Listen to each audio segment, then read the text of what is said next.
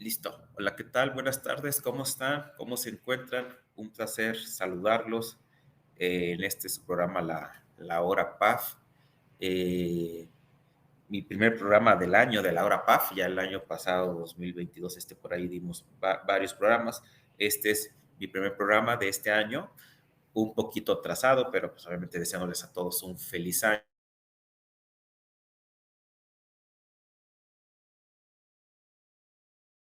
¿no? Entonces, y que nunca nos falte trabajo, el tema de contadores también. Y bueno, antes que nada, agradecer a la revista PAF por esta oportunidad, a Casa Creaciones, al licenciado Joan Batierra, y por este espacio que nos da, ¿no? Para compartir pues, unos minutos, ciertas experiencias que nos han pasado en este mundo de lo contable fiscal. Y pues con gusto vamos a platicar durante unos 50, 55 minutos sobre todos estos temas. Perfecto. El día de hoy vamos a ver un tema que yo creo que es el que va a estar de moda o ya está de moda, sobre todo por las fechas, que pareciera que es un tema muy fácil, o al menos yo creo que la mayoría de los asesores fiscales, contadores, no le dan tanta importancia a este tema, que son los ingresos acumulables. ¿Cómo acumular los ingresos? ¿Cuándo se acumulan? ¿En qué momento? ¿Es un ingreso o no es un ingreso? Ese es el tema que vamos a ver el día de hoy, de análisis de los ingresos acumulables para determinar el ICR anual. Estamos a prácticamente 2 meses de nuestra declaración anual. A lo mejor por ahí algunos ya presentaron una declaración anual anticipada, a lo mejor ya en el mes de enero presentaron sus declaraciones, pero bueno, el 90% se presentará en la segunda o en la tercera o hasta la última semana de marzo, hasta el 31, ¿no? Entonces, eh, vamos a tocar un poquito de este tema, algunas experiencias que hemos tenido sobre los ingresos acumulables, cuándo se acumulan y cuándo no. ¿Okay? Entonces, iniciamos esperando que esta plática sea provechosa. Bien, antes de meternos de lleno a los ingresos, porque vamos a hablar obviamente de ingresos acumulados en materia de ICR, a su servidor siempre le gusta saber el origen del impuesto, ¿no? Primero tenemos que conocer cuál es el origen y cuál es la evolución del impuesto para saber si nosotros somos causantes de ese impuesto. El impuesto sobre la renta, ustedes saben que es un impuesto directo que grava al patrimonio, que grava a la renta. Por ahí muchos dicen, oye, grava el ingreso. No, realmente te grava a la renta. Sí, el ingreso se acumula y el ingreso te detona un impuesto, pero realmente sobre lo que vas a pagar es sobre tu renta, sobre tu utilidad. Porque si no tienes utilidad, pues no pagas ISER. ¿Estamos de acuerdo? Generarías una pérdida fiscal. ¿De dónde nace eh, la razón de crear un impuesto? Bueno, pues de la potestad tributaria, ¿no? Esa la vemos en el artículo 73, fracción séptima de la Constitución Política de los Estados Unidos Mexicanos. Es la facultad que tiene el Estado de crear un impuesto. ¿Cuál es la diferencia entre un impuesto directo e indirecto? Decíamos, directo es el ICR, te grava a la utilidad. Impuesto indirecto sería el IVA. ¿Por qué? Porque te grava al consumo. Al IVA no le interesa tus ingresos o tu utilidad. Al IVA le interesa cuánto consumes. Es por eso que es un impuesto indirecto. Y el ICR es un impuesto directo porque sí le interesa tus ingresos y grava tu utilidad a tu patrimonio. ¿Cuál es el fundamento legal de los impuestos? ¿Por qué nosotros pagamos un impuesto? Eh, lo pagamos por una simple y sencilla razón, porque el artículo 31, fracción cuarta de la Constitución Política de Estados Unidos Mexicanos o de nuestra Carta Magna nos dice que es obligación de todos los mexicanos pagar o contribuir al gasto público. Un impuesto es un gasto público de manera proporcional y equitativa. En el caso del ICR, se cumple la proporcionalidad y la equidad. La equidad, ¿por qué? Porque la equidad es parejo para todos. Todos pagan sin importar raza, distinción, etcétera. Todos pagan un ICR. Proporcional, ¿por qué? Porque tenemos un coeficiente de utilidad. Mientras más ingreso tengas, ese coeficiente va a ser mayor y vas a pagar más impuestos en personas físicas. En personas morales, perdón, y en personas físicas, pues tenemos una tabla progresiva, ¿no? Que va desde el 1.92 hasta el 35%. Esa es la proporcionalidad. Seguimos. El impuesto. ¿Qué es un impuesto o por qué vamos a pagar un impuesto? Bueno, el artículo 2 del Código Fiscal de la Federación nos dice, oye, esto es un impuesto. Pues una definición un poco banal porque realmente no encontramos una definición como tal. Nos dice, un impuesto es una contribución y se clasifica en impuestos, aportación sobre social, contribuciones de mejoras, derechos. E impuestos son las contribuciones establecidas en ley por las que se debe pagar. Pues al final tampoco no nos dice mucho, no nos da una definición. Personalmente, yo creo que un impuesto, ya de manera doctrinal, es aquel tributo que tienes que pagar por la utilidad que generas y del cual no tienes o no existe una contraprestación directa en efectivo con el Estado. ¿Qué quiere decir? Tú le pagas al Estado, pero el Estado no hay una contraprestación en el sentido de que el Estado te vaya a regresar algo en efectivo. En teoría, el pago del impuesto, el Estado te va a regresar en servicios, en mejor calidad de vida, etcétera, ese pago de impuesto, pero no hay una contraprestación directa. Si nos vamos a la definición del código, nos dice que son las contribuciones que establecen leyes por las cuales las personas físicas y morales deben de pagar ese impuesto que se encuentra en la situación jurídica o de hecho. ¿Qué es una situación jurídica o de hecho? También existen diferentes conceptos doctrinales, pero podríamos decir que una situación jurídica o de hecho encontramos el hecho imponible y el hecho generador. ¿Qué es el hecho imponible? Cuando tú realizas una acción, en este caso de la ley del ICR, realizas una acción y se encuentra establecida en la ley. Y el hecho generador es que esa acción me genera un ingreso y ya tengo que pagar el impuesto. Entonces, es ahí cuando el contribuyente se encuentra en situación jurídica o de hecho, es decir, hay un hecho generador y hay un hecho imponible. Primero va el hecho imponible, después el hecho generador. ¿Cuáles son los tipos de impuestos? Lo decíamos, directos e indirectos. Por ahí también algunos dicen impuestos patrimoniales, que son aquellos que gravan al patrimonio, ¿no? Está muy claro, a inmobiliarias, etcétera. Pero realmente, o patrimoniales o reales, ¿no? Le dicen que graban al patrimonio de inmobiliarias. Estos son, podríamos decir, la clasificación de impuestos. Ahora, ¿cómo nosotros podemos, en pocas palabras, eh, analizar un impuesto o desgranar un impuesto? Necesitamos conocer los elementos del tributo. ¿Y dónde encontramos los elementos del tributo? Pues en el artículo 5 del Código Fiscal de la Federación, el cual nos menciona que los elementos son sujeto, objeto, base, tasa o tarifa. No obstante lo anterior, existen ya ciertos criterios de la Corte que nos dicen que la época de pago también podría ser un elemento del tributo. ¿Qué es un sujeto? Sujetos son las personas obligadas a pagar el impuesto.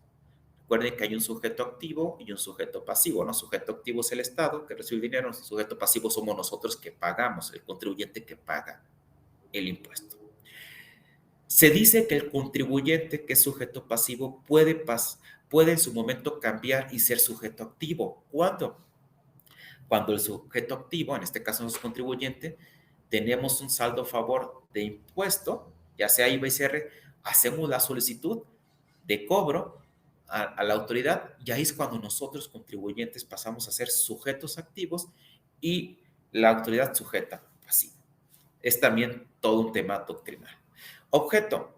El objeto pues, es el acto o la actividad por el cual existe un motivo para pagar un impuesto. Base. La base es la cantidad sobre la que se determina el impuesto. La tasa es el porcentaje que se va a llegar a pagar el impuesto. En este caso, personas morales, la tasa corporativa es del 30%. Y la época de pago para pagos provisionales está más tarde el día 17 y la declaración anual a más tardar el día 31 de marzo. Esos son los elementos del impuesto. Ahora, sobre nuestro impuesto general, sobre el que estamos estudiando, que es el ICR, ¿cuáles son los elementos esenciales del impuesto sobre la renta? Primero, sujeto. ¿Dónde encontramos al sujeto? Pues el sujeto lo encontramos en el artículo 1 de la ley del ICR. ¿Cuáles son? Primer inciso o fracción primera es residentes en México, cualquiera sea la ubicación de la fuente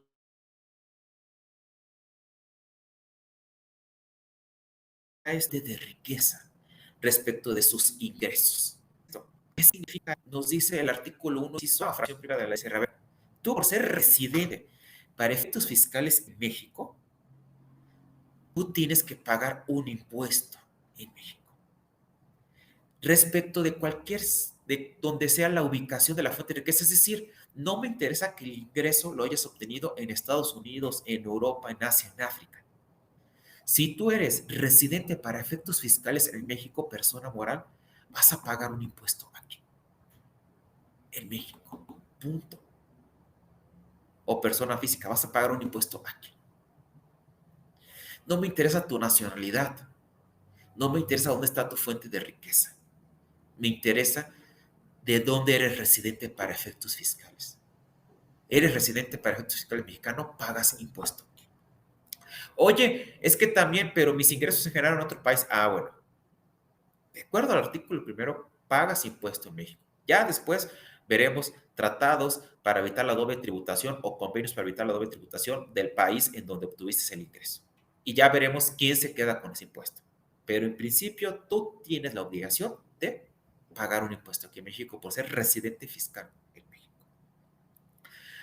Inciso B o fracción segunda del artículo primero dice residentes en el extranjero que tengan un establecimiento permanente en el país, es decir, el famoso EP, respecto de los ingresos atribuibles a dicho establecimiento. Ya el inciso B nos dice, ya no me interesa si eres residente fiscal en México. Ya no. Ahora lo que me interesa es si tienes un establecimiento permanente en México, un EP. Si tú tienes ese EP, también vas a pagar un impuesto. ¿Qué es un establecimiento permanente? Ahorita lo vamos a ver. Pero oye, ¿qué ingresos voy a pagar? Si no soy residente fiscal en México, soy residente del extranjero, pero tengo un EP. Ah, mira, ¿qué impuestos vas a pagar? Los que sean atribuibles a tu establecimiento permanente, EP, es decir, los que se obtengan o los que se originen por su establecimiento permanente. Los que obtengas en el extranjero, eso sí, ya no te los voy a grabar. Yo solamente te... ¿Por qué ya no te los voy a grabar? Porque eres residente en el extranjero. Solamente te voy a grabar los de que sean atribuibles al EP en México. Y último, sujeto, que es un sujeto obligado para ICR aquí en México. Igual, residente en el extranjero, pero respecto de los ingresos de la fuente de riqueza en territorio nacional.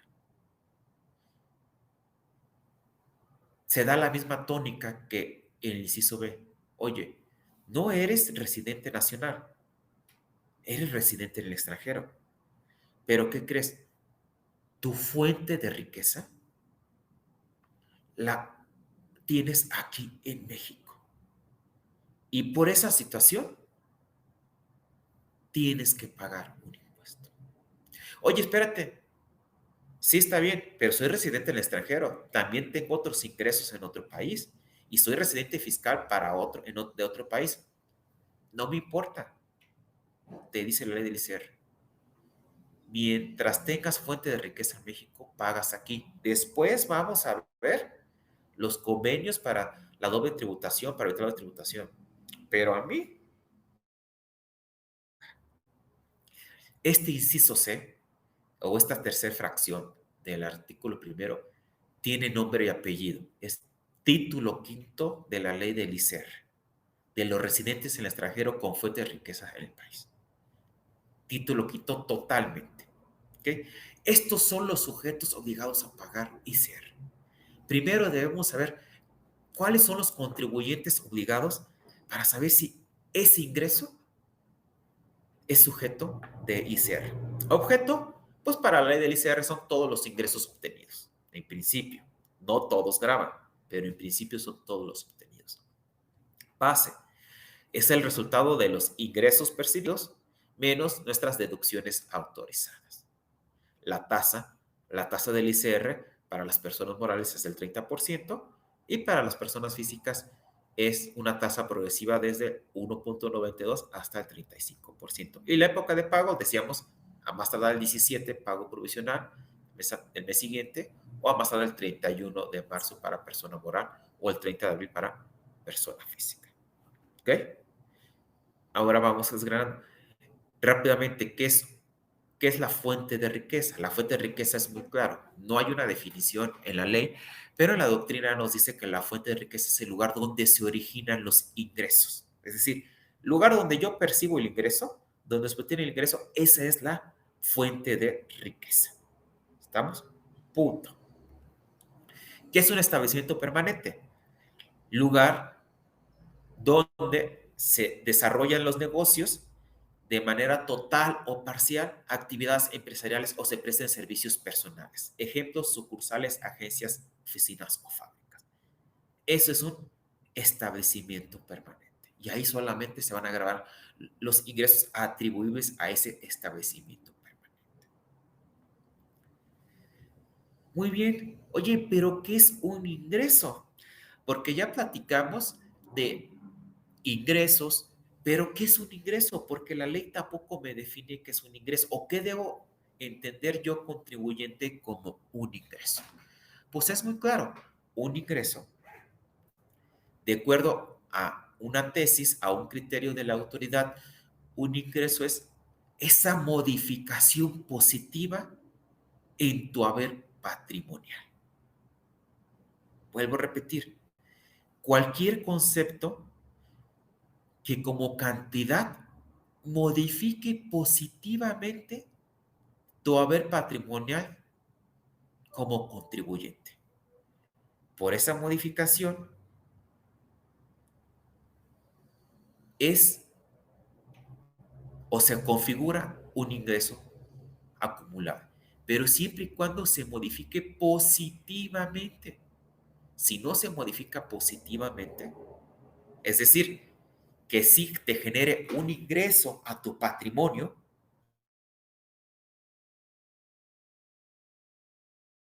pagar un impuesto sobre ese ingreso. Si no se, y ese ingreso se queda en tu patrimonio, no pagues impuesto. Las mates te dicen, para delimitar ese concepto debe notarse que el ingreso puede recibirse de muchas formas, ya sea que puede ser en dinero, propiedad, especie, incluyendo alimentos, habitación, y puede materializarse en efectivo, valores, tesoros o productos de capital. O también por compensación de servicios prestados, etcétera. Entonces, ese es un ingreso. La modificación positiva de mi haber patrimonial. ¿Okay? Y ahora ya sabemos qué es un ingreso. Ahora vamos a conocer cuáles son los ingresos nominales y los ingresos acumulables. Mis ingresos nominales, nos dice el artículo 14, serán los ingresos acumulables o el ajuste anual por inflación. Y es una definición muy vaga, porque a ver, serán todos tus ingresos nominales acumulables menos el ajuste anual por inflación acumulable. ¿Ok? ¿Y qué son los ingresos acumulables? Porque ya que mis ingresos nominales van a ser todos mis ingresos y lo único que le voy a quitar es mi ajuste anual por inflación acumulable. Entonces, vámonos también al 14 y nos dice cuáles son los ingresos acumulables. Las personas morales residentes para efectos fiscales en el país, en México, incluida la Asociación de Participaciones y la AMP, acumularán la totalidad de los ingresos en efectivo en bienes, servicio, en crédito o de cualquier otro tipo,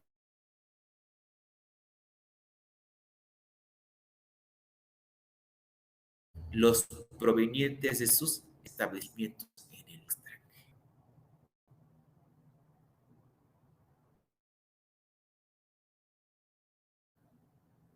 Mi ajuste anual por inflación. Esos son los ingresos acumulables. Cualquier tipo de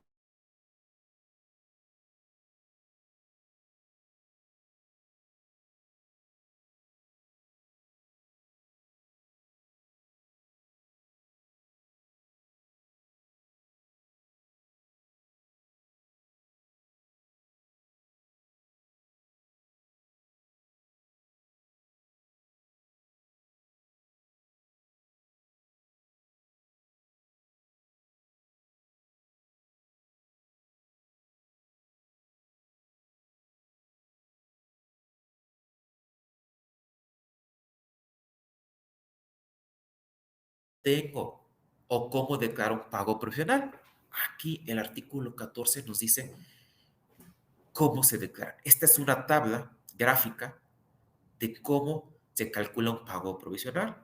Mis ingresos nominales, de acuerdo al artículo 14 de la del ICR, por mi coeficiente de utilidad, también de acuerdo al artículo 14 de la del ICR, me da una utilidad fiscal estimada, menos mi PTU disminuible, artículo 14 de la del ICR, menos mis anticipos o rendimientos. Esto es solamente para las personas morales, sociedades civiles.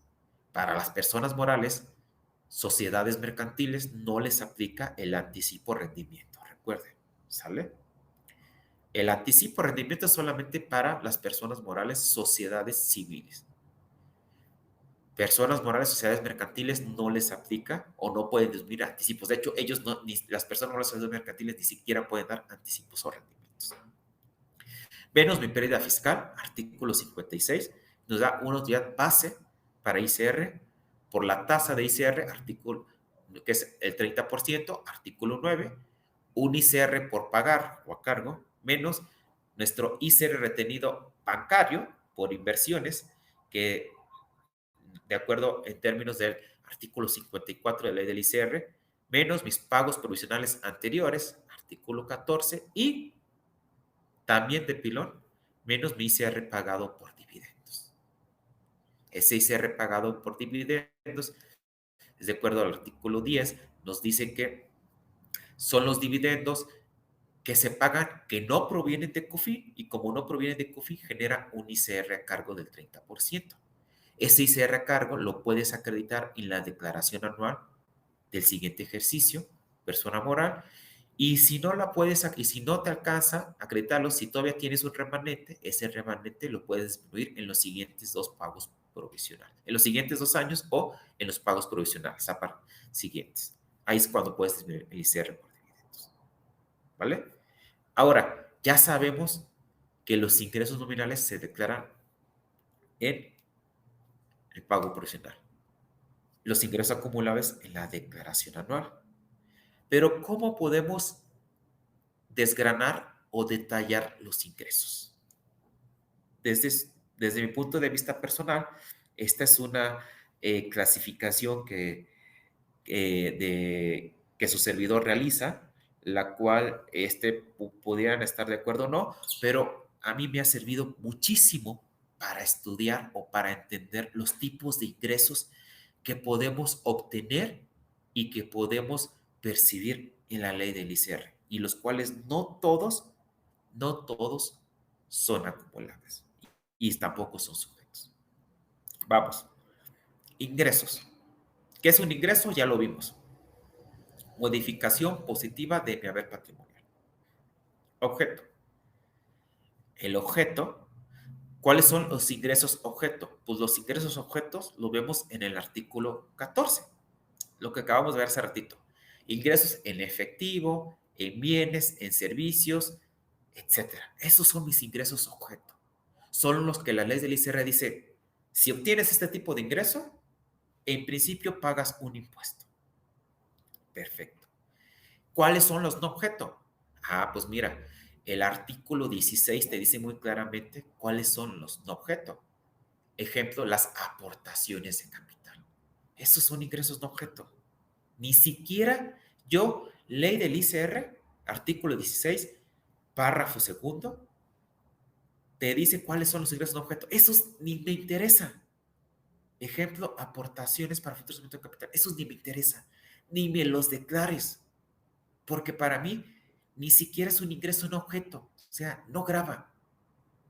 Ni me los menciones. Perfecto. Oye, pero de los ingresos objeto, que sí son objeto, que también entre el artículo 14 y 16 me dicen, que vuelvo a repetir, son los de que se tienen en efectivo, en servicio, en crédito, etcétera, etcétera, en especie. Hay ingresos grabados y ingresos exentos. Sí, de acuerdo. ¿Cuáles son los ingresos grabados? Pues los ingresos grabados los podemos encontrar en el mismo artículo 16 y en el mismo artículo 18, que nos empieza a decir cuáles son los ingresos grabados. Todo tipo de ingresos que obtengas por efectivo, bienes, etcétera. Y artículo 17, mis momentos de acumulación. Oye, ¿y cuáles son los ingresos exentos? ¿Cuáles son los ingresos que son objeto, pero que la ley del ICR dice son objetos, pero ¿sabes qué? Para mí son exentos. Eso los encontramos sobre todo en el 93 de las personas físicas. Si nosotros vamos al 93, nos dice, estos ingresos son exentos. Entre ellos, la previsión social, etcétera. Los vales de despensa, esos son mis ingresos exentos. ¿Cuáles son mis ingresos acumulables? Que es la siguiente clasificación. Pues los encontramos en el 18 y también algunos en el 19. Pues mis ingresos acumulables, el ajuste anual por inflación, los ingresos por obra, etcétera. Esos son mis ingresos acumulables. Artículo 18 de la ley del ICR. Oye, ¿y cuáles son mis ingresos objeto, pero que no son acumulables? Artículo 16, tercer párrafo, ejemplo, dividendos. Los dividendos provenientes de persona moral a otra persona moral que se pagan son ingresos no acumulables, son objeto, pero no son acumulables. Artículo 16, tercer párrafo. Eso sí, no son acumulables, pero sí tienen un efecto fiscal. ¿Cuál es mi efecto fiscal de ese dividendo que percibo de persona moral? Pues se acumula la CUFI. Pero bueno, ese es otro tema. Oye, ¿y cuáles son mis ingresos objeto de tasa fija? La siguiente y última clasificación, tasa fija, son todos los ingresos que obtienen las personas morales que van a una tasa fija. ¿Cuál es? La del 30%. ¿Y cuáles son mis ingresos objeto tasa variable? Son todos los ingresos que te marca el artículo 94 para personas físicas que van a tasa variable, que van desde el 1.92 hasta el 35%. Esos, desde mi punto de vista, es una buena clasificación para entender cuáles son los ingresos que la ley del ICR considera o que tú deberías, contribuyente, tener en cuenta para el impuesto sobre la renta. Si son ingresos de objeto, automáticamente ya no me interesa para el impuesto sobre la renta. Pero si es un ingreso objeto, ya tendría que ver si es grabado, exento, si es acumulable o no acumulable. ¿Okay? Esta es una clasificación que yo creo que la podemos analizar y la podemos estudiar sin ningún problema. Perfecto. Seguimos. Oye, de los ingresos nominales, ¿cuáles son los no objeto y los no acumulables? Ya los había mencionado hace ratito. Ejemplo, aumentos de capital, los de pérdida por accionistas, las primas, los derivados de revaluación de activos, de capital del método de participación, los dividendos, personas morales, las reservas de crédito. Esos ingresos son objeto y también son no acumulables.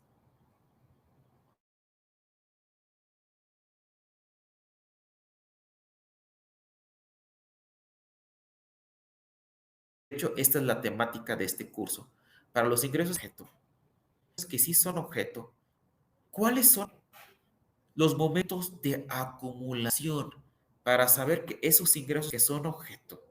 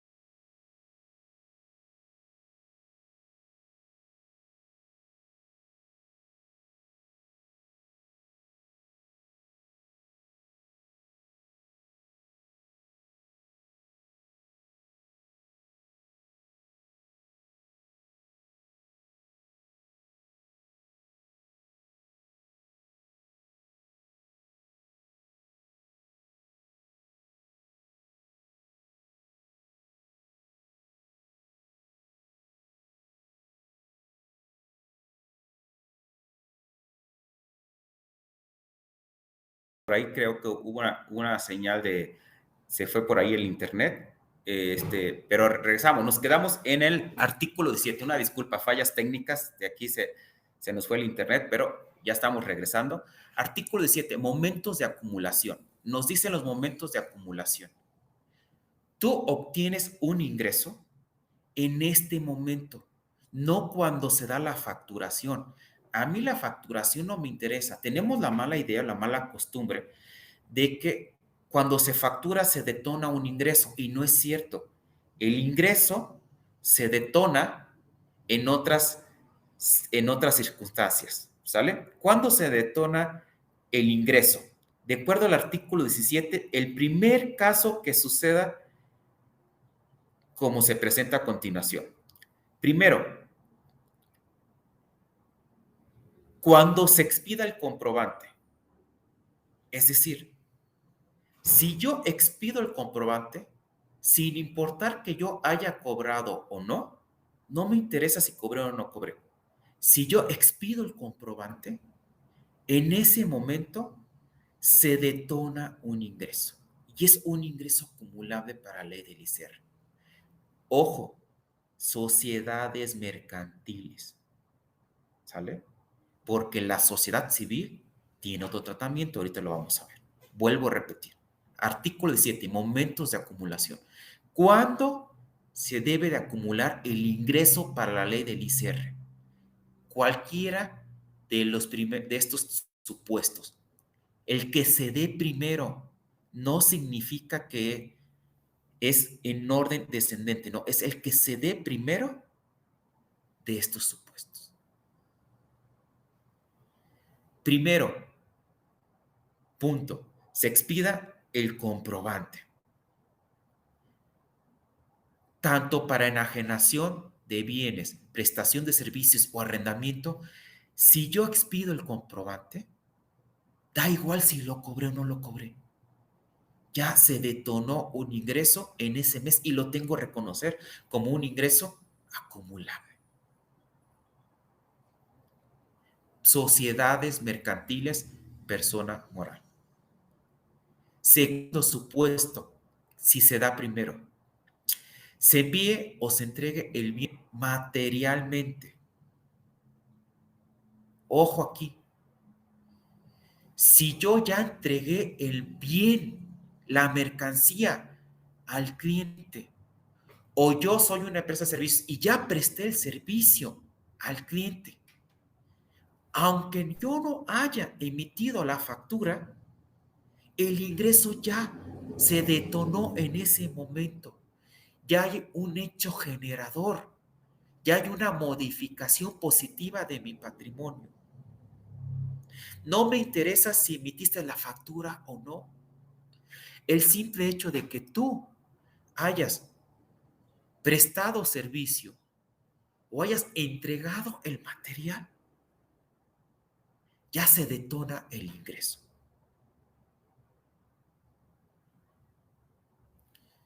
Da igual si expedí la factura. No me interesa el respaldo de una factura. No me interesa. Por el simple hecho de haber entregado el material o haber prestado el servicio, ya se detonó el ingreso.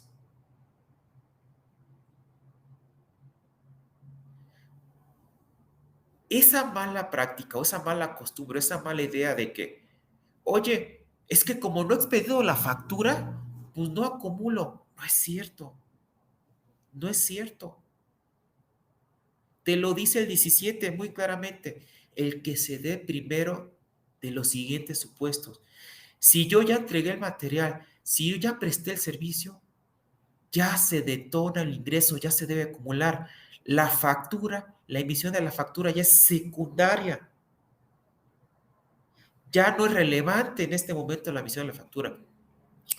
Oye, contador Amaro, un supuesto, hoy que estamos 1 de febrero, ayer 31 de enero presté el servicio, soy una empresa de servicios.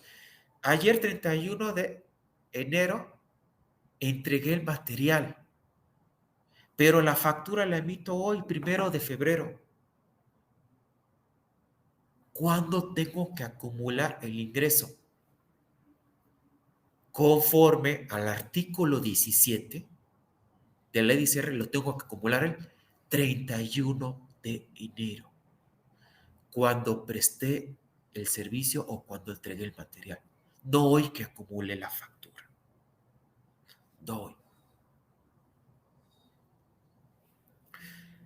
Situaciones que puede pasar también. ¿Cuántas veces se nos ha acercado el cliente y nos dice, cancélame la factura de diciembre? Estamos ahorita en 2023. Oye, cancélame la factura de diciembre o de noviembre de 2022.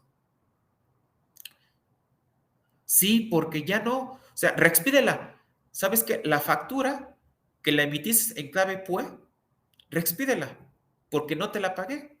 Respídela y ahora en PPD, cancélala.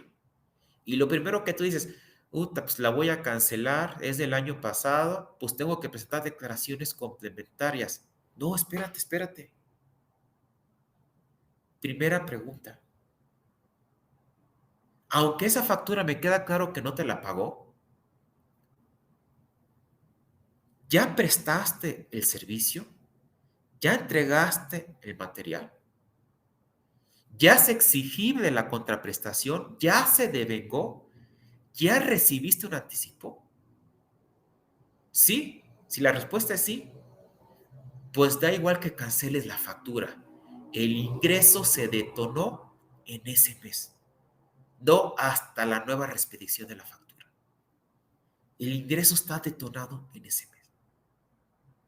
Porque el siguiente supuesto nos dice, se cobre total o parcialmente la contraprestación pactada, aún provenga de anticipos. Es decir, si me dan un pago, una parcialidad o un anticipo, el ingreso ya se detonó al momento de cobrar la contraprestación pactada de forma parcial o cobre un anticipo, sin importar que se haya entregado la factura, sin importar de que se haya entregado el BIN, sin importar de que se haya prestado el servicio.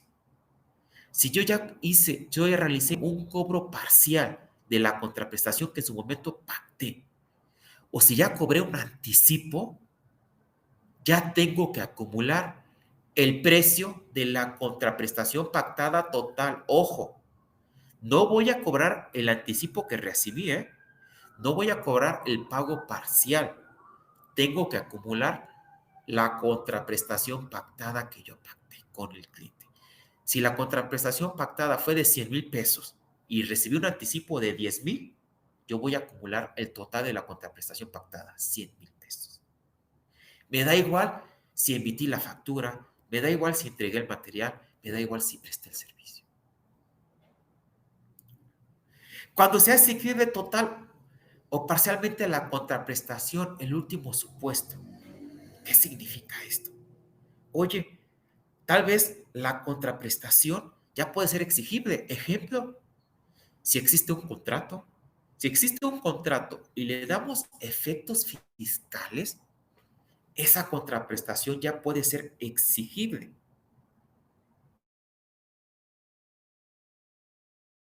Vengo, también ya lo puedo acumular. Y lo tengo que acumular a fuerza, totalmente. En ese momento lo debo de acumular. Conclusión del artículo 7 es, olvidémonos que el ingreso se detona para ir de cierre cuando facturo. Eso es una mentira. Eso es una mentira. Si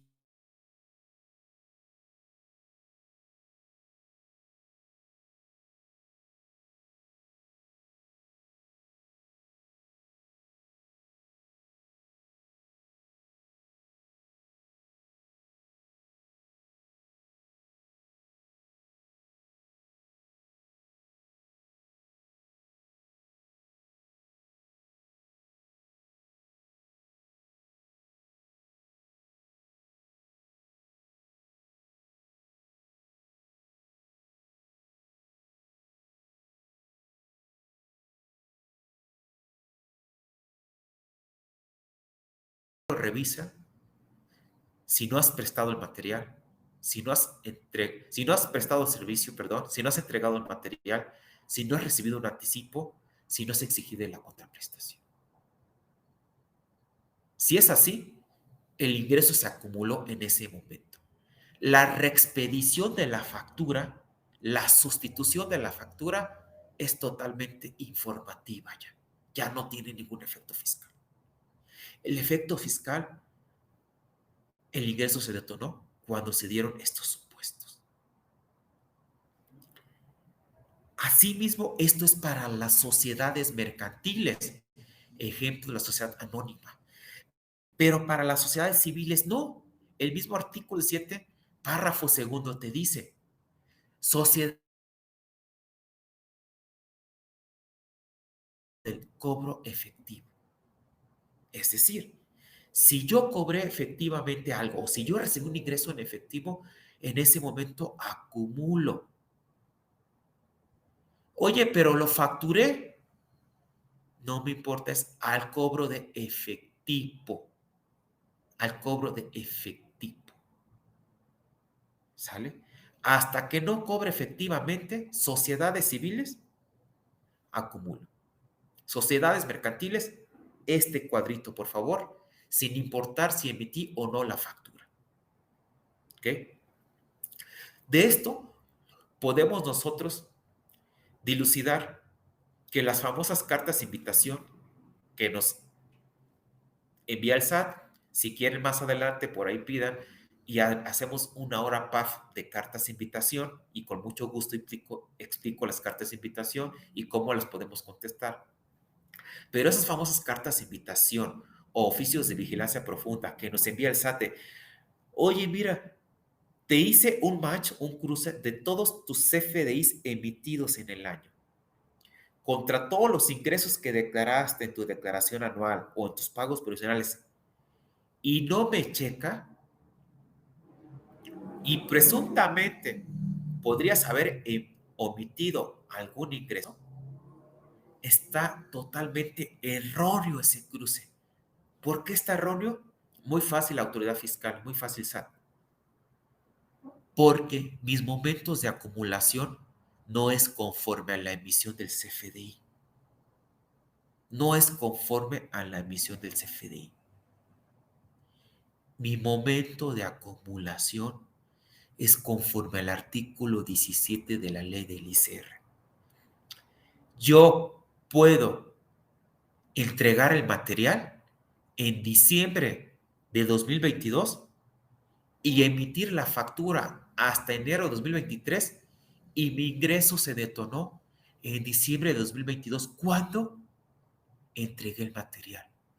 Entonces, tu cruce de CFDIs expedidos contra mis ingresos acumulables es totalmente erróneo.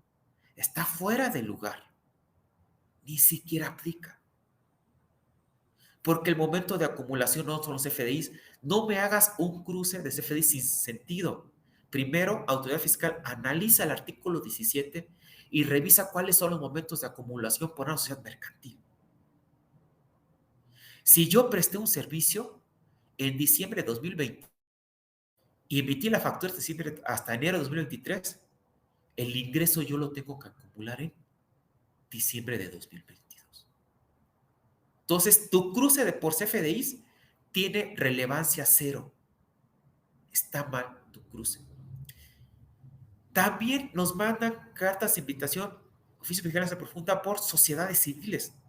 Oye, jamás en la vida la sociedad civil te va a cruzar con la facturación porque la sociedad civil acumula conforme al ingreso cuando lo cobra, efectivamente cobrado. Yo puedo facturar en 2022 10 millones de pesos, pero solamente cobré efectivamente 5 millones. Yo solamente te voy a acumular 5 millones. Y además, a lo mejor de esos 5 millones de cobranza, algunas facturas son de 2021. Nunca en la vida te va a coincidir ese cruce.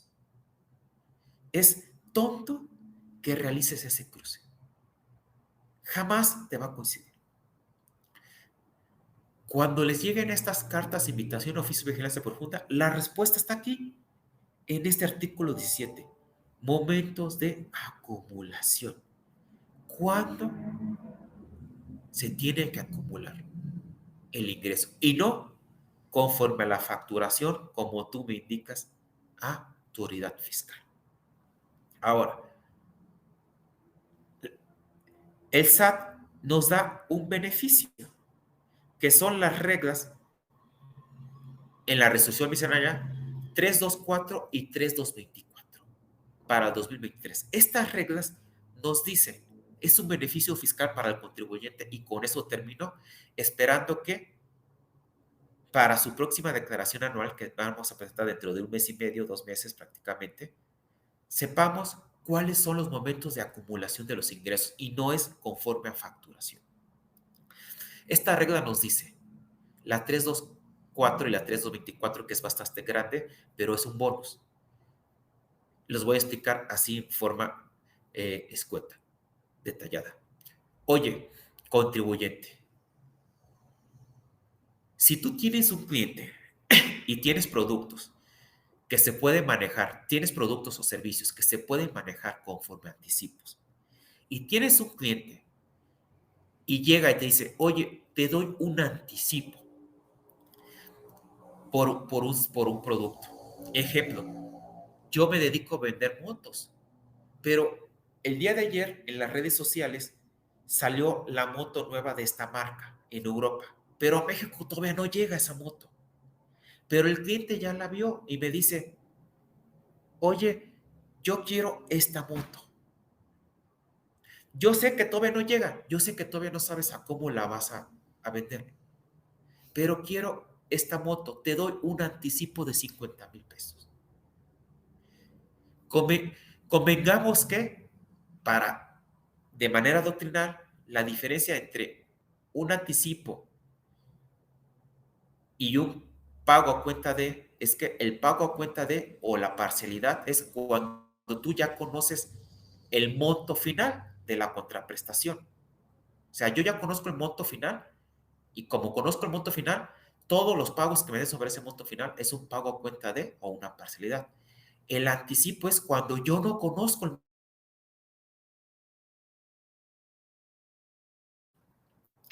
De acuerdo al artículo 17 que acabamos de ver ahorita, cualquier, cualquier anticipo o cualquier parcialidad se tiene que acumular el monto total de la contraprestación, de acuerdo al artículo 17. La regla 324 y 324 nos dice, a ver, te doy el beneficio de que no acumules todo ese ingreso, todo el monto total de la operación. Te voy a dar la opción de que solamente acumules el monto del anticipo recibido, siempre y cuando cumplas con ciertas reglas. La primera regla es que factures o emitas el CFDI por el monto total de la operación. Emitas el CFDI de ingreso por el monto total de la operación, y al momento emitas el CFDI por anticipo por el monto que recibiste de anticipo, por el monto que estás cobrando.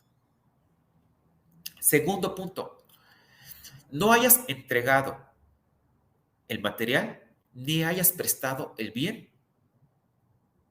hasta que se pague o se cobre totalmente la operación por los anticipos dados. Si tú ya entregaste el bien o prestaste el servicio, ya no te aplica esta regla. Tercer punto, que lo registres en contabilidad. ¿Sale? ¿Dónde lo registramos? Generalmente lo registramos en el pasivo como anticipo de clientes. Ese saldo final de anticipo de clientes es el que vas a poder acumular. Yo te voy a dar chance, autoridad, el beneficio de que acumules el saldo final de tu anticipo de clientes siempre y cuando cumplas estas tres reglas, entre otras, pero estas son las más importantes. ¿Quieres acumular solamente el anticipo recibido y no el total de la operación? ¿O quieres acumular solamente el cobro parcial o la parcialidad recibida? En pocas palabras, Si el monto total de la operación es de 100,000 pesos y tú recibes 10,000 pesos, ¿quieres acumular solamente 10,000 pesos en lugar de los 100,000 conforme al artículo 17 de la LCR? Sí, perfecto, ok. Realiza lo siguiente. Factura, vuelvo a repetir los puntos, factura el 100% de la operación en un CFDI de ingreso, normal, como tú ya lo conoces. Al siguiente, después, emite el CFDI por el anticipo o por el cobro parcial que estás cobrando, los 10,000 pesos. Después, no entregues el material o el servicio. No lo entregues. ¿Cuándo lo vas a entregar? No entregues el material ni prestes servicio. No. ¿Cuándo lo vas a hacer eso? Hasta que cobres el 100% de la operación. Y, por último, regístralo en contabilidad. Si tú realizas estos supuestos, yo te voy a dar la oportunidad de que solamente acumules el cobro parcial, es decir, los 10,000 pesos que recibiste. Si no realizas esto, vas a acumular, lo que acabamos de ver ahorita es el 100% de la operación. Esta es una regla muy importante, léanla y yo creo que la podemos aplicar. Bien, para terminar, el objetivo de esta plática era este, es quitémonos la idea que el ingreso acumulable para ICR se detona cuando se factura. No, no. Ya vimos que antes del CFDI se pueden dar otros momentos de acumulación. Se envía el material, se presta el servicio, se cobre una parcialidad o se reciba un anticipo o sea devengado exigible, sin importar que se emita el CFDI. ¿Vale? Entonces, esa es la idea. Esperamos que les haya gustado esta plática. Una disculpa, por ahí hubo una falla técnica, se nos fue el internet, pero creo que regresamos al momento y esperamos que esta plática les haya servido.